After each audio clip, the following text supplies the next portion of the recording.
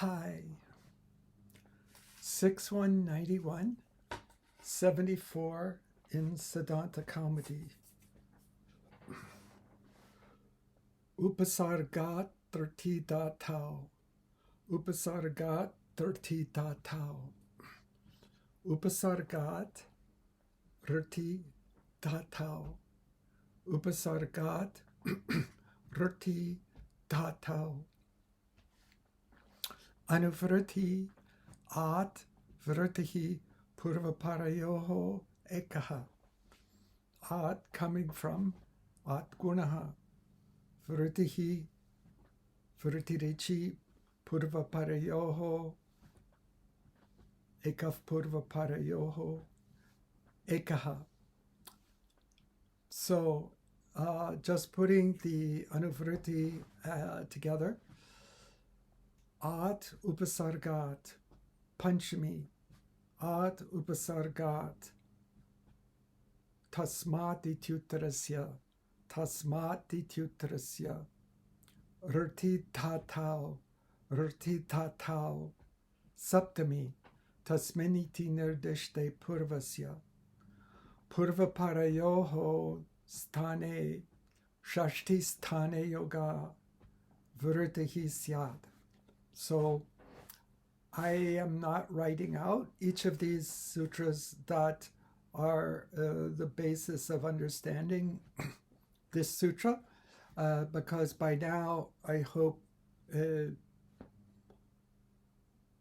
you know what I'm talking about, at least when I say it, and that you ask yourself when you see Panchami, is this tasmati tutarasya? When you see Saptami, rti datau, is this tasmaniti nirdishte purvasya? When you see purva parayoho, do you realize it's most likely shashti sthane yoga, because these are the attributes of learning the grammar.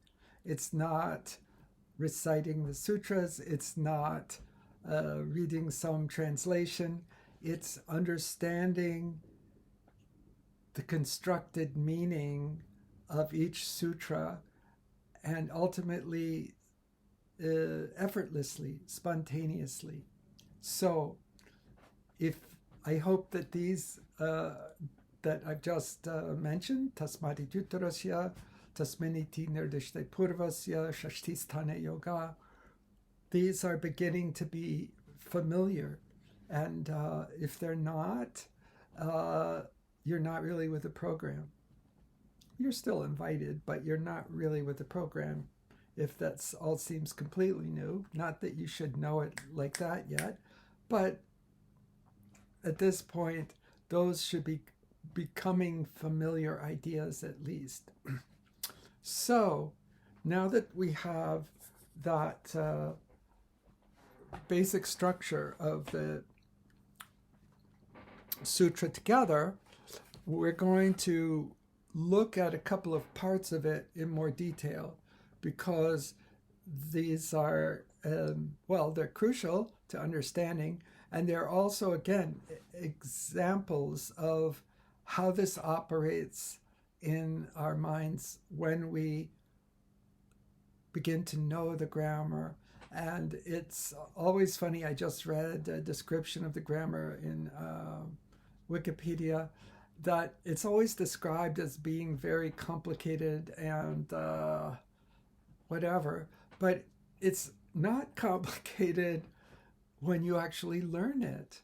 It's all very graceful and straightforward, but we do have to know the basic rules. So here we go again. Ad upasargat. That's where we started. Panchami.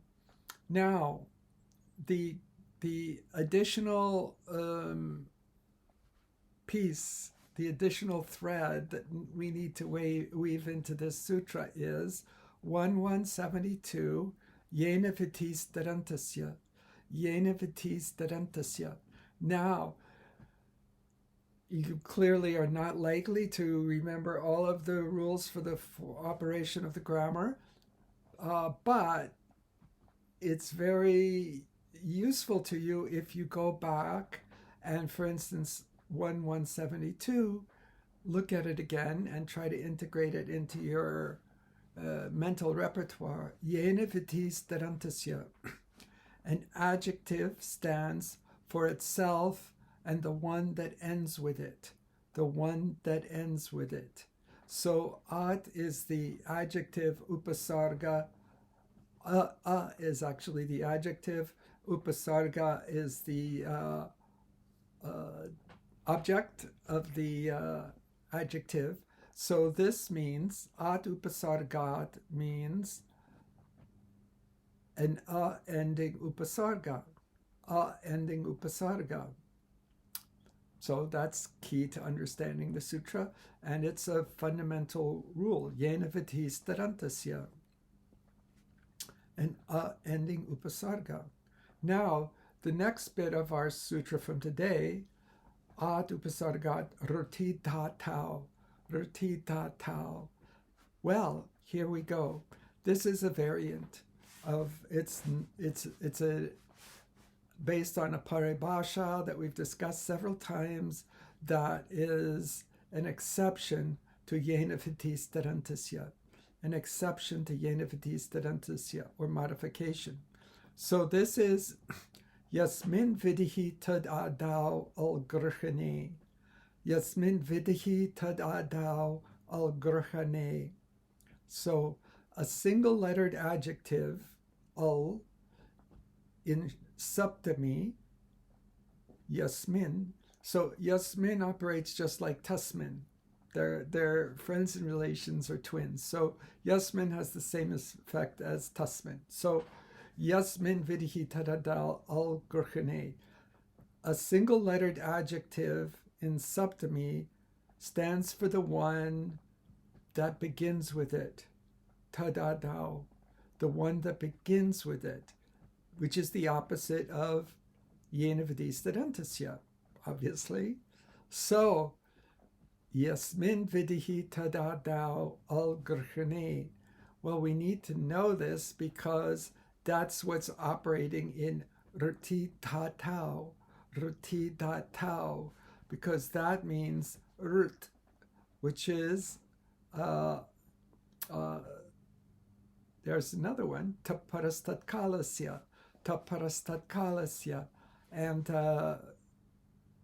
well, I'm not going to write it down, but hopefully that will ring a bell, just like at taparistatkalasya. So when a vowel is preceded or followed by t, it stands for that length alone.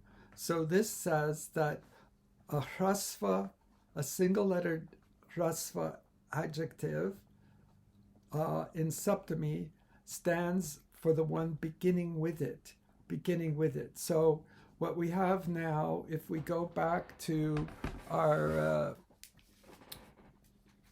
sutra du jour, we have at upasargat. When an ending upasarga, at upasargat, is followed by tasmadi tutarasya,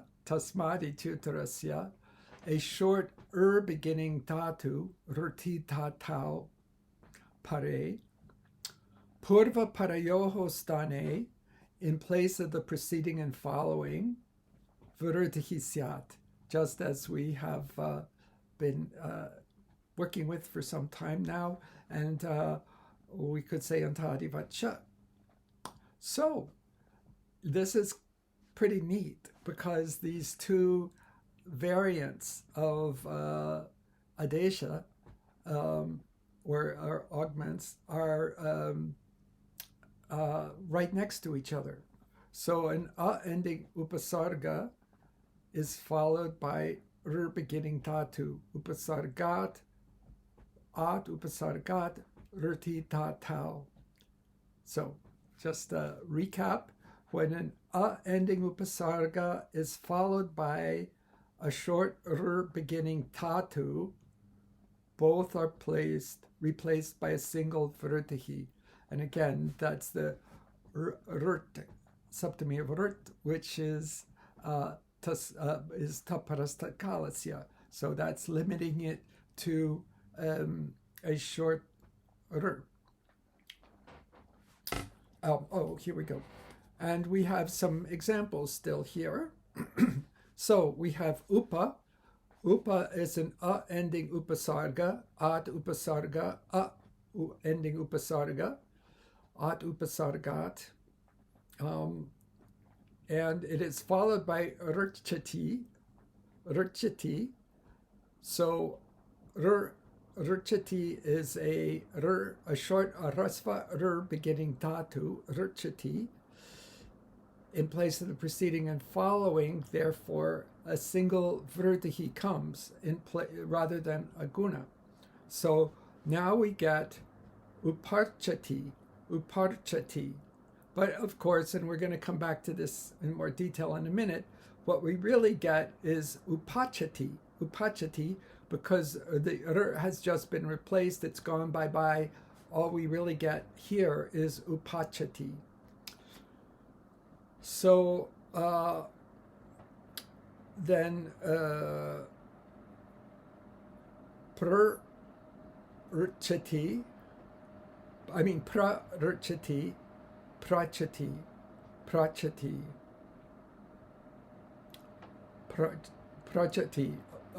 so that's what we really get, also the same as above.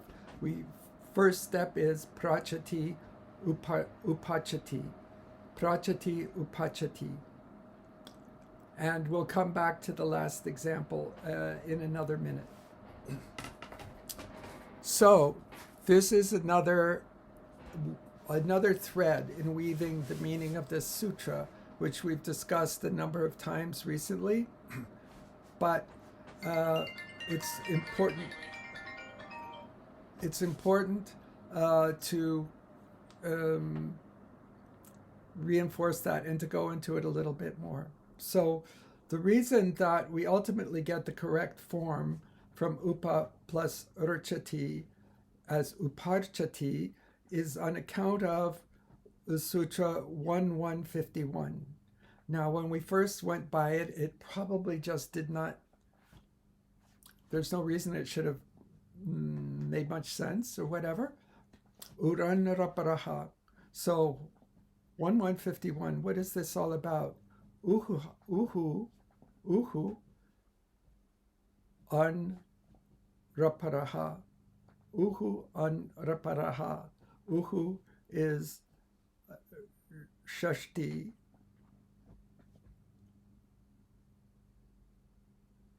Of r. Uhu is shashti of r.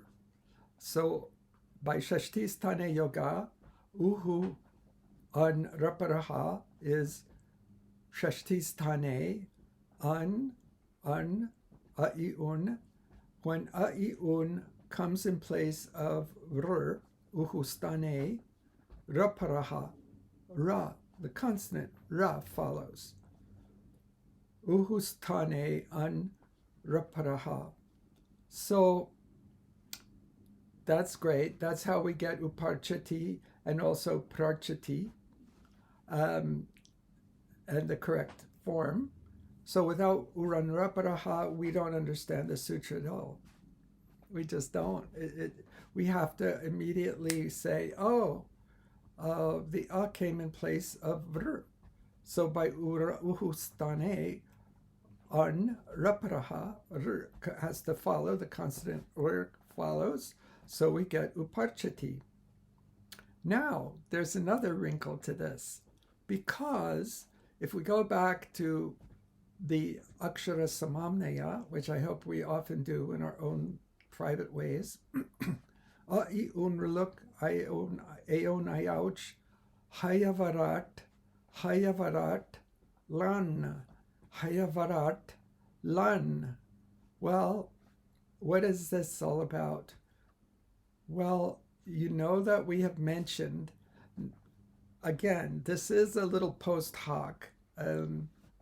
Whether this is what Panini intended or not, I don't know, but this has become part of the tradition.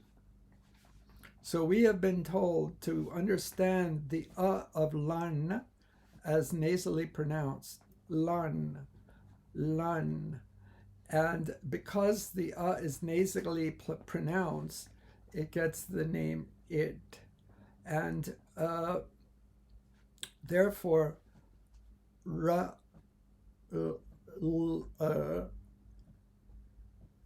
becomes a pratyahara of r and l, the consonants r and l. So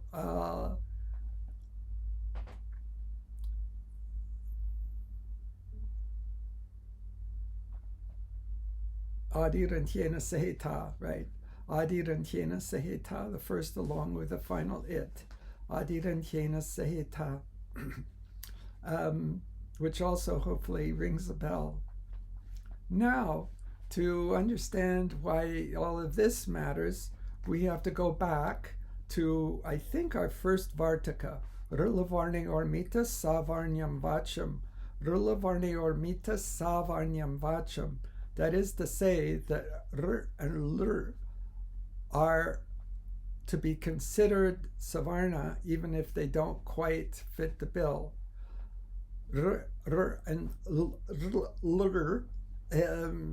are to be considered savarna. Well, that's very important because now we have raparaha, meaning both and l, and then we have Arnodit savarnasya cha pratyayaha. Arnodit savarnasya cha pratyayaha. That means that uns and udits that are savarna are considered to be taken together. So that means that r and l are implied by raparaha, by the lan, the nasally pronounced of lan, and then r and l now are also to be considered as being contained in the rti. So rti is also lurti by Arnodit Savarnasya cha pratyayaha, the Grahanika Shastra. Therefore, the sutra Uranarapara of the sutra Upasargatrati Tatau also applies to lur and l. So upa plus lur karyati gives upal karyati. Upal karyati. So this is a pretty good exercise in what weaving the grammar really is. Weaving the grammar. When we see upasargat rtita tau, upasargat rtita tau, we see all of this. We see at upasargat. We see that is Panchami, and we also see that means by ending upasarga by yenavati stadantasya, and we see that rtita tau is saptami, and that by Yasmin vidihi tadada agrhane, rti means an hrasva beginning dhatu. Purvaparayoho, of course, by now we understand as being purvaparayoho sthane, and vrtihi syat antadivacha. So, there you go.